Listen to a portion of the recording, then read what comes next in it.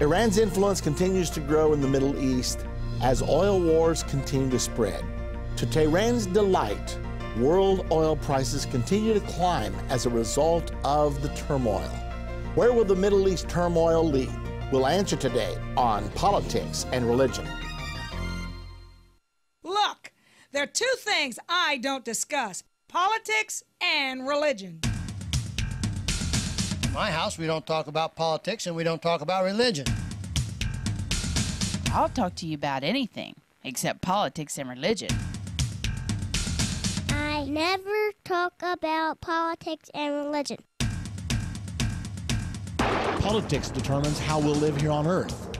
Religion determines how we'll live forever. I'm Irvin Baxter. I think it's time we talk about it.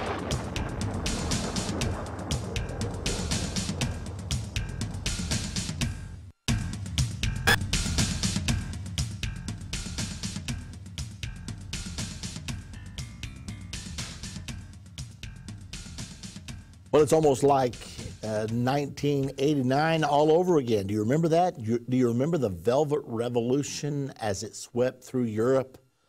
Remember how one government after another toppled, finally culminating in the fall of the Berlin Wall? It's almost like the same architect that planned all of that has planned what's sweeping through the Middle East right now. Now, ladies and gentlemen, I'm just not buying that this is a spontaneous combustion. I mean, there's too much going on here that appears to be orchestrated. I do not claim to know who the mastermind is or exactly how they're doing everything.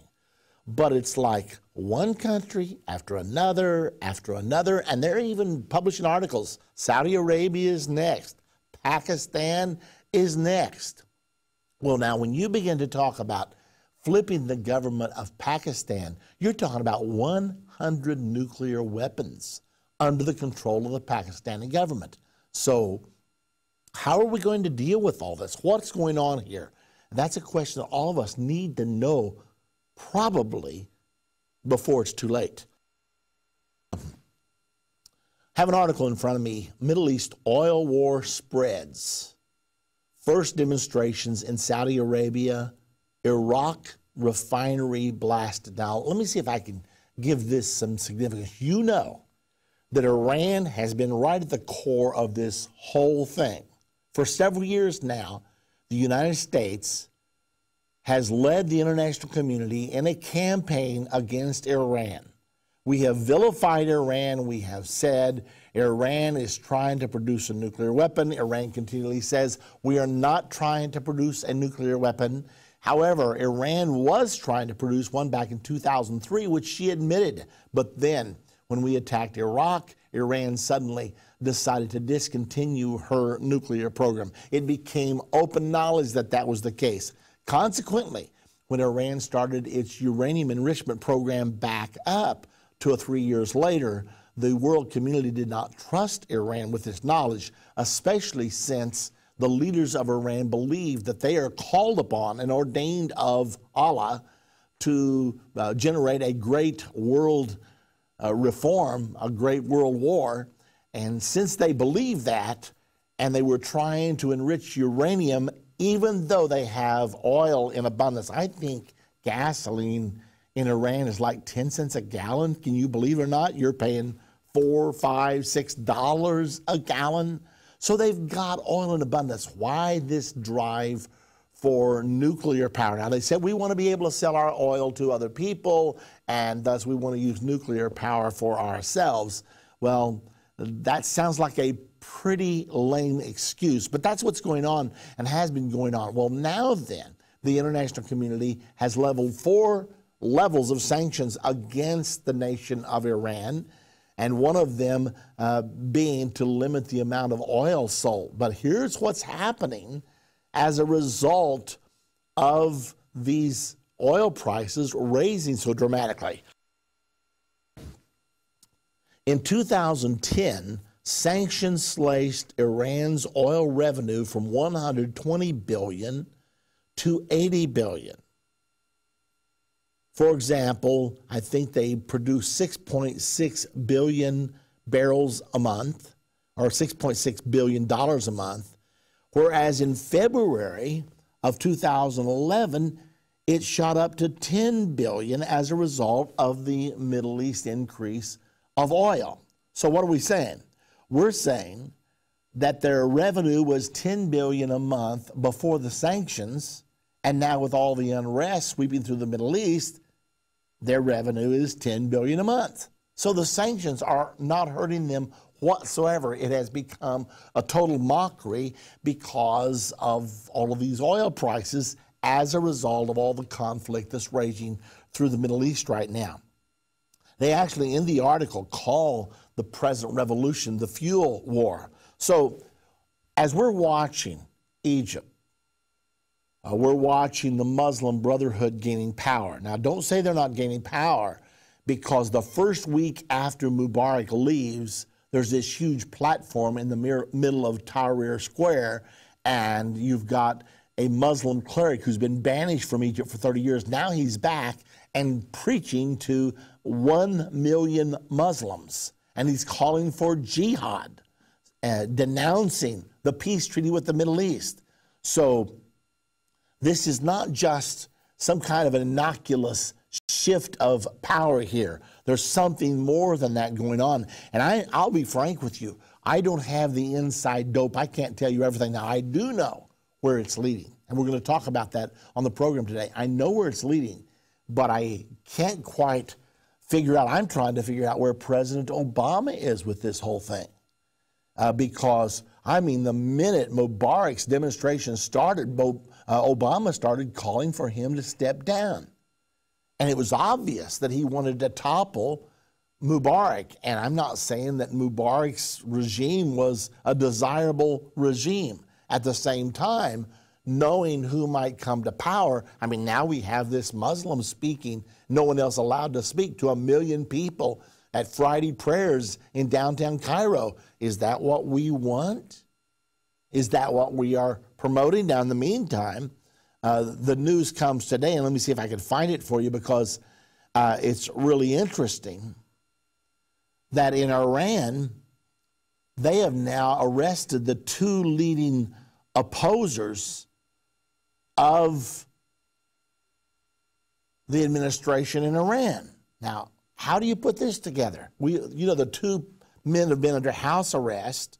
They have now both been arrested and hauled off to the worst prison. In the meantime, we've got Louis Farrakhan, the leader of the Nation of Islam, who attended Barack Obama's church. Let me say that different. He spoke at Barack Obama's church in Chicago and was given their yearly award for greatest achievement. And now he is saying that all of these things are going to come to the United States. Listen to his words. Nation of Islam leader, Minister Louis Farrakhan, predicted on Sunday that America faces imminent uprisings that mirror those in the Middle East. What are you looking at in Tunisia, in Egypt, Libya, in Bahrain? What you see happening there, you'd better prepare, because it will be coming to your door, Farrakhan said in a booming voice, thousands of followers cheering in his wake. Now, what should we do if our streets become filled and if they try to overthrow our government? I mean, after all, we're already a democracy. We have elections every 2 years. We have presidential elections every 4 years. What would America do in this kind of situation? Would we then capitulate? Is this a worldwide revolution? Is this the change that was promised by President Obama back in the presidential election? I don't know the answer. I'm not making an accusation. All I know is that a lot of the people that are demonstrating, that are flipping their governments in the Middle East, they're using the change slogan. They're using President Obama's slogan that he swept to power on. So, we have to think about these things without being irresponsible and without throwing around unfounded accusations. We don't want to do that.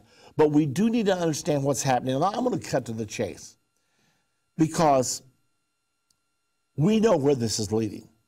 We know the oil prices are going up. How far can they go up without threatening the economy of the United States of America? Right now, oil is hovering around $100 a barrel, bumped up to $120. Could it go to $150? I mean, already our economy is very fragile, very weakened. So where's our tipping point? At what point can the United States no longer tolerate the increasing oil prices? Now, we know that oil prices were $8 a barrel 10 years ago. And as recently as 2 or 3 years ago, they were at $30 and $40 a barrel. And at that time, they were still making money. So they're making obscene profits. When you get to $100 a barrel, I mean, it's just money just flowing into the coffers of the people who are the controllers of the oil wealth. So if that money's flowing to them, it's flowing out of somewhere else. It's out of the pockets of the United States of America, of the mainstream of the United States of America. So at what point will this collapse everything? Do they want it? The powers that be, do they want it to collapse? I mean, let's face it. President Obama and Hillary Clinton have basically rooted for this revolution from the beginning. So why are they for it? I mean, they're one nation after another. Now, they may say that they're for it because of the conditions of the countries, that they're for liberalization, they're for democracy. And I am for freedom as well. However, you know, back when the communists took over the Soviet Union back in 1917, the people rose up against one tyranny only to get a tyranny that was much worse, the tyranny of Joseph Stalin. Now, we know there's a prophecy ahead of a world government that's coming that's going to be headed by the most tyrannical ruler ever, the Antichrist. Now, that is coming. And what's going on in our world right now is leading us there. I don't think it's leading us directly there. Let me just tell you what I really think is happening.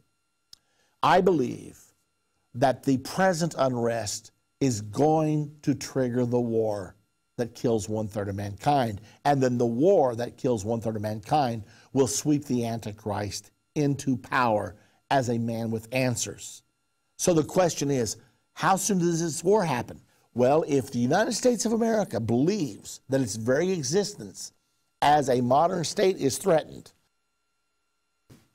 then I believe that the United States will be forced to go to war. I think that's what's going to happen. And when the United States goes to war, the Bible in Revelation 9, verse 13 through 16, prophesies a war that will kill 1/3 of mankind. An article came out over the weekend that the U.S. will soon become the 3rd economic power in the world.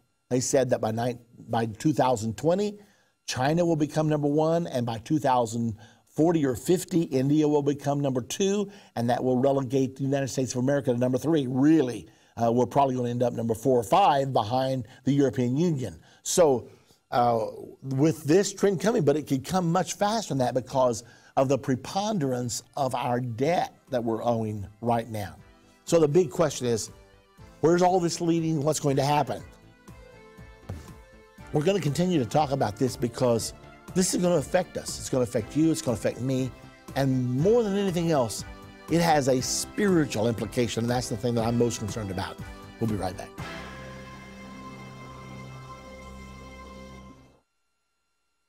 Every Monday at 9 p.m. Central on the Church Channel and at 10 p.m. Central on Daystar, Irvin Baxter presents End of the Age.